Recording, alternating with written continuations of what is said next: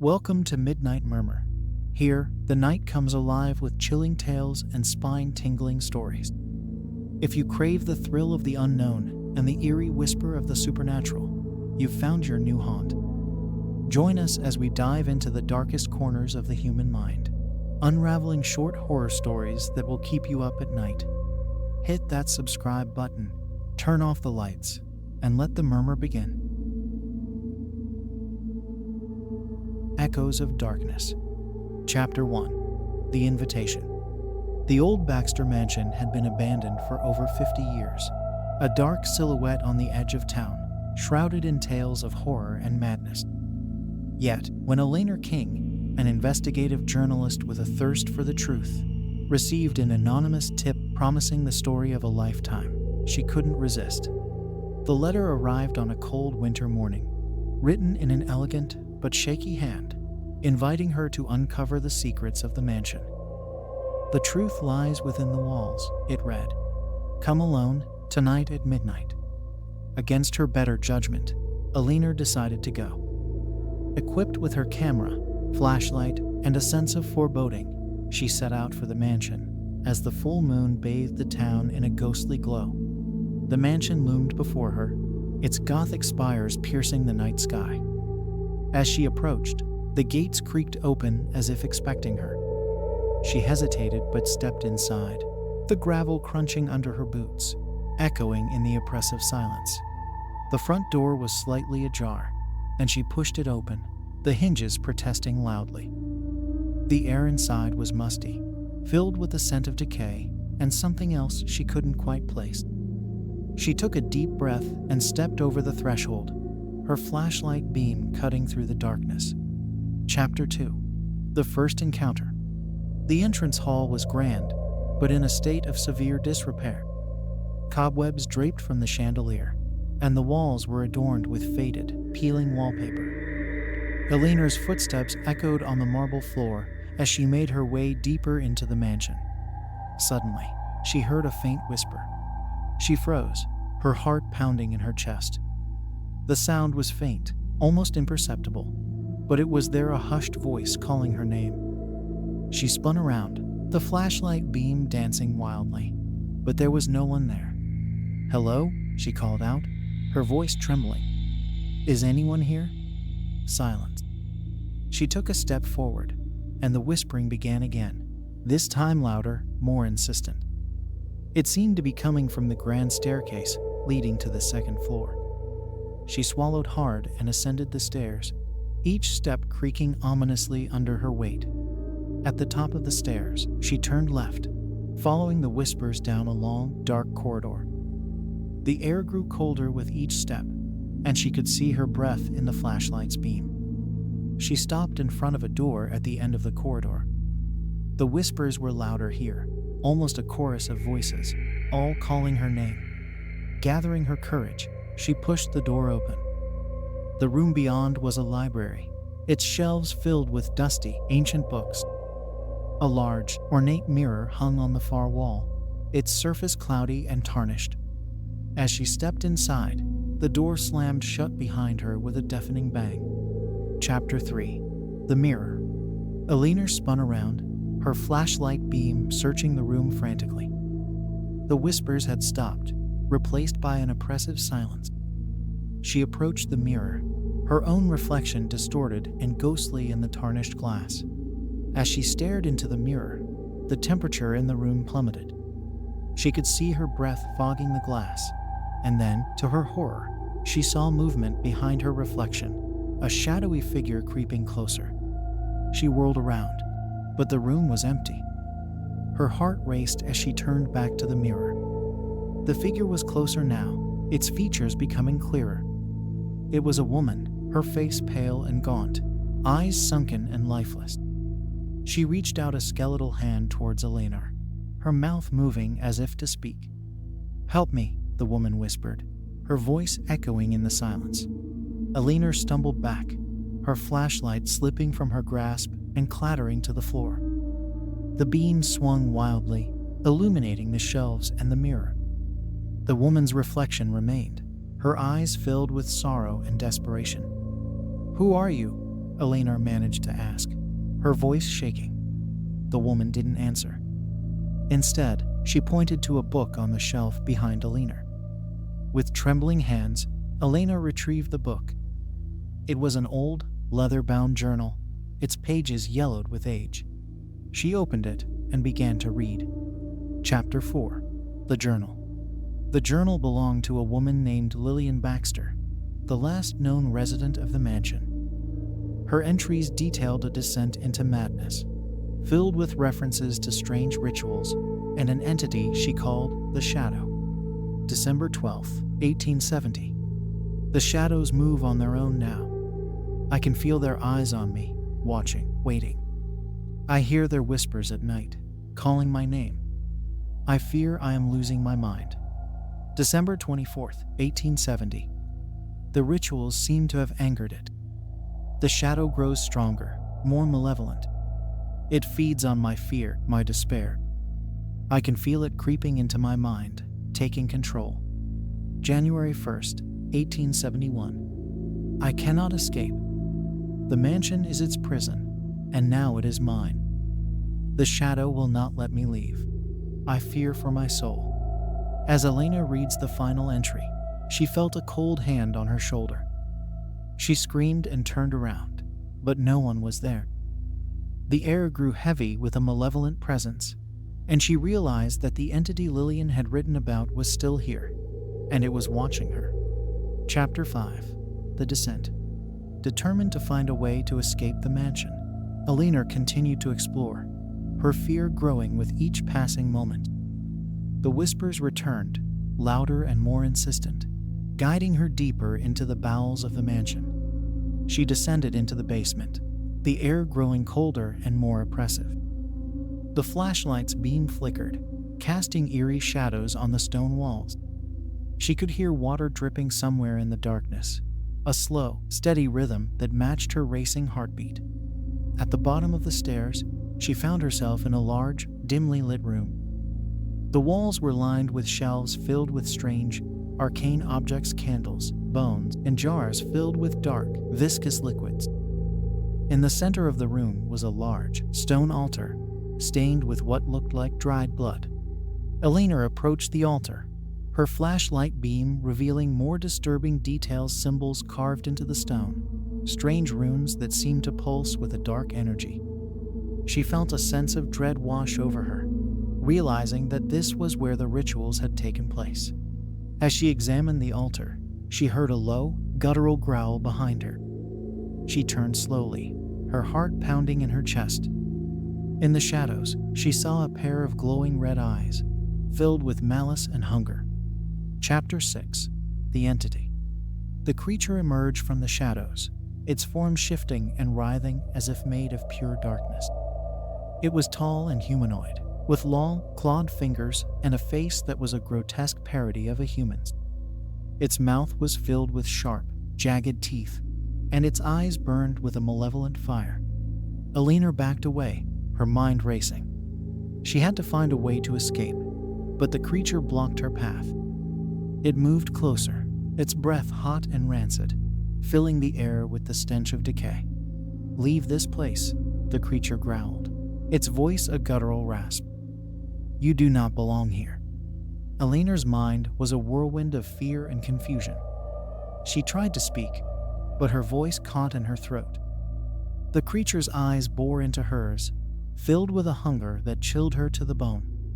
"Who are you?" she managed to whisper, her voice trembling.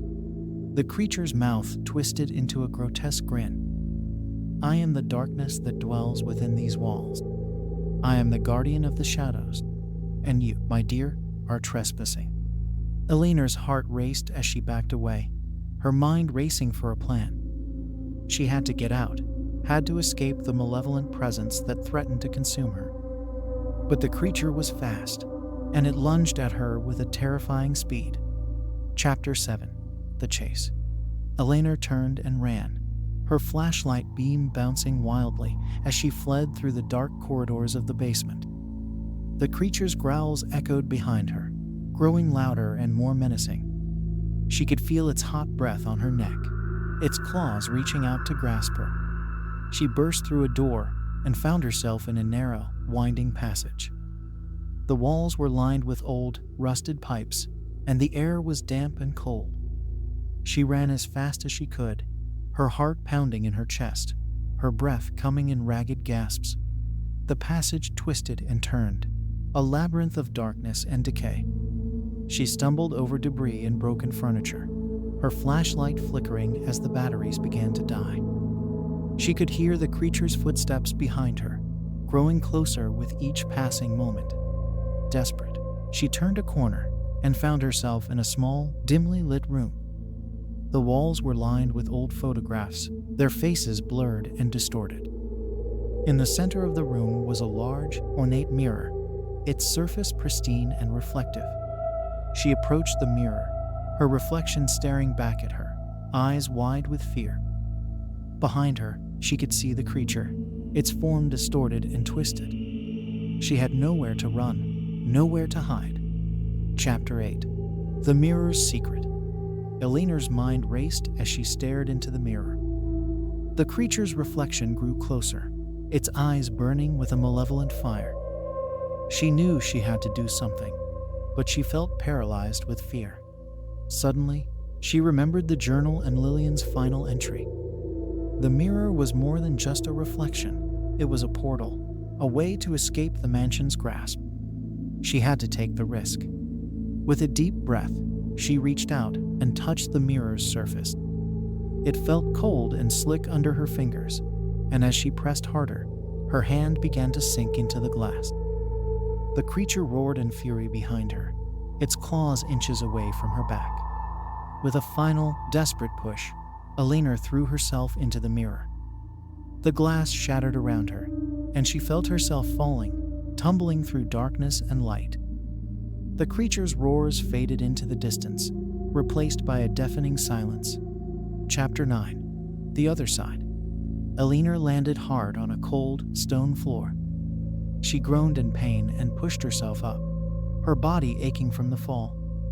She was in a large, dimly lit chamber, the walls lined with strange, glowing symbols.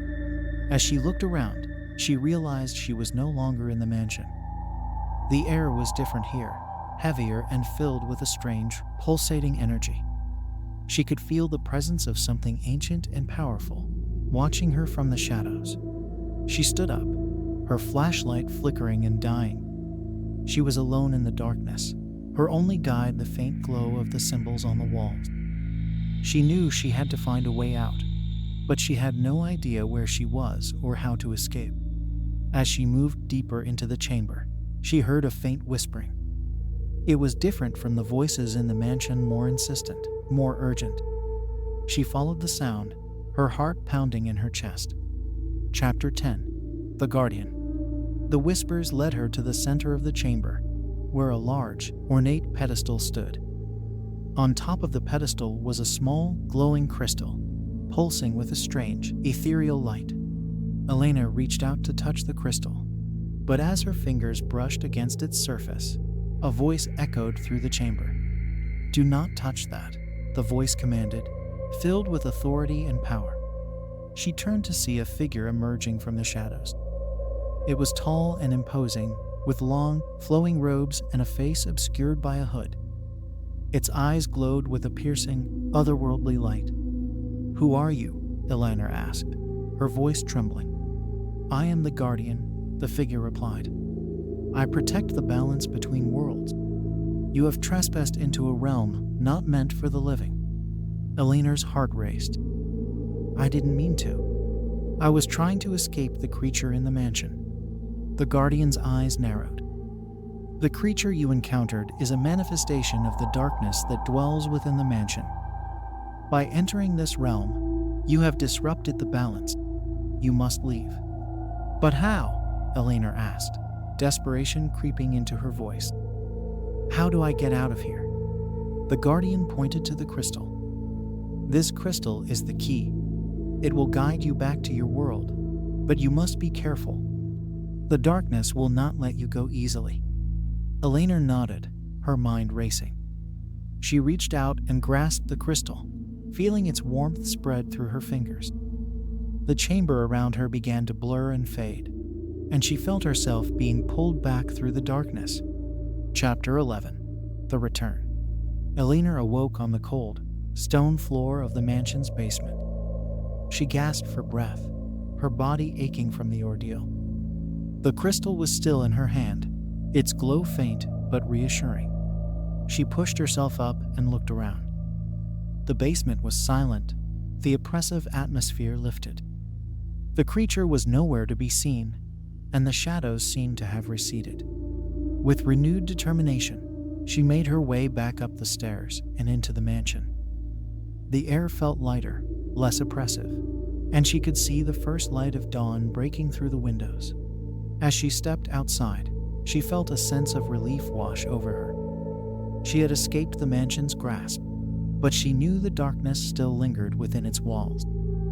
The crystal's glow was a reminder of the power she had encountered and the responsibility she now bore. Chapter 12. The Aftermath. In the days that followed, Elena wrote her story, detailing her harrowing experience in the Baxter mansion. The article was published, and the mansion's dark history was brought to light. The town was abuzz with talk of the supernatural, and many believed her story. But Elena knew the truth. The darkness she had encountered was real, and it still lurked within the mansion's walls. She couldn't shake the feeling that she had only scratched the surface of the mansion's secrets, and that the true horrors were yet to be uncovered. She kept the crystal with her, a reminder of her ordeal and a talisman of protection. She knew she couldn't ignore the mansion's presence, but she also knew she couldn't face it alone. Chapter 13. The New Team. Determined to uncover the full truth of the Baxter mansion, Elena assembled a team of experts, paranormal investigators, historians, and psychics. They agreed to help her delve deeper into the mansion's mysteries, armed with their knowledge and equipment. The team gathered outside the mansion on a crisp autumn evening. The sun was setting, casting long shadows over the mansion's facade. Elena felt a sense of foreboding, but also a renewed determination. They had to face the darkness and uncover the truth. As they entered the mansion, the air grew cold and heavy. The whispers returned, louder and more insistent, echoing through the halls. The team set up their equipment, cameras and sensors capturing every detail. Chapter 14. The investigations begin. The team split up, each member exploring different parts of the mansion. Elena and a psychic named Rachel took the basement, while the others explored the upper floors. In the basement, the air was thick with a malevolent presence. Rachel closed her eyes and focused, her face contorting with concentration. "There is something here," she whispered. "Something ancient and powerful. It doesn't want us here." Elena nodded, her heart pounding. They moved deeper into the basement, the flashlight beams cutting through the darkness. The whispers grew louder, more urgent, guiding them towards the altar. Rachel's eyes snapped open. "The altar. We need to cleanse it." Elena watched as Rachel began a cleansing ritual, chanting softly as she sprinkled salt and herbs over the altar. The air crackled with energy, and the shadows seemed to recoil. Chapter 15. The Hidden Door. As Rachel performed the ritual, Elena noticed a faint outline of a door on the far wall. She approached it, her fingers tracing the edges. It was hidden, almost invisible, but she could feel the faint seam. "Rachel, there's a door here," she called out. Rachel joined her, her eyes wide with curiosity. Together, they pushed against the door, and it creaked open, revealing a dark, narrow passage. Elena felt a chill run down her spine. The passage seemed to lead deeper into the mansion's bowels, and she knew they had to explore it. With Rachel by her side, she stepped into the passage, the air growing colder and more oppressive. The whispers were deafening now, a cacophony of voices echoing in her mind. Chapter 16. The Crypt. The passage led them to a large, underground crypt.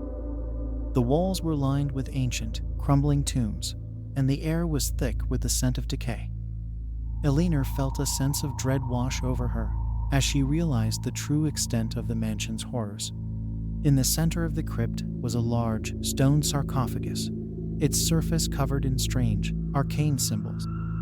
Rachel approached it, her eyes filled with fear and determination. "This is the source," she whispered, "the heart of the darkness." Eleanor felt a cold hand on her shoulder, and she turned to see the ghostly figure of Lillian Baxter. Her eyes were filled with sorrow and desperation. "You must free us," Lillian pleaded. "The darkness has consumed us all."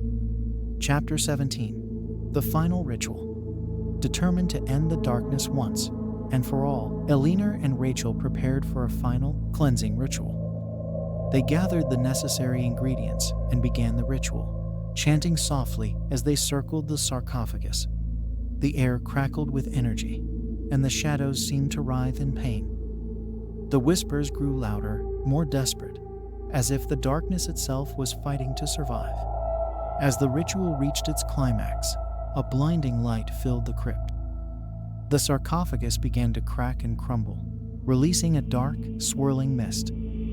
The darkness howled in fury, but the light grew stronger, pushing it back.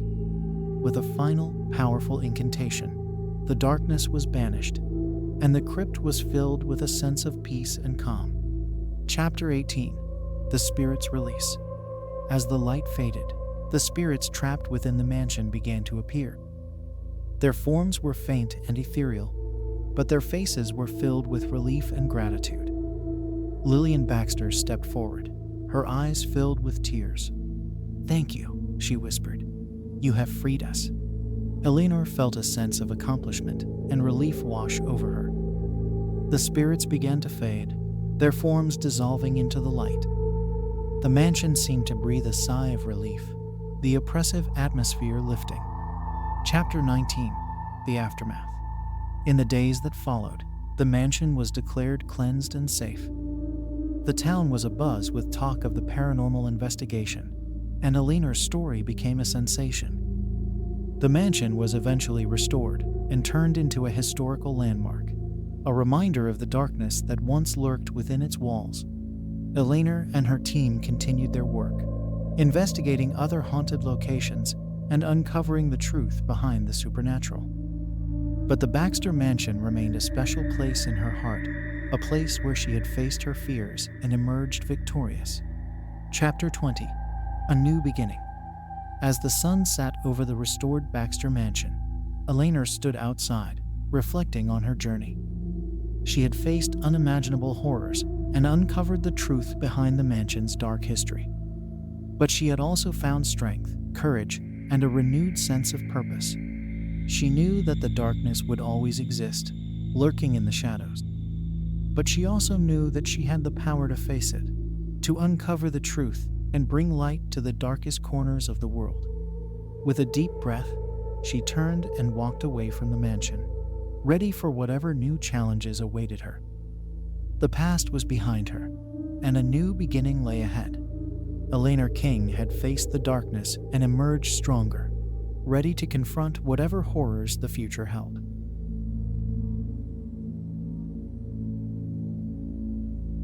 Thanks for listening. Don't forget to like and subscribe for more chilling content.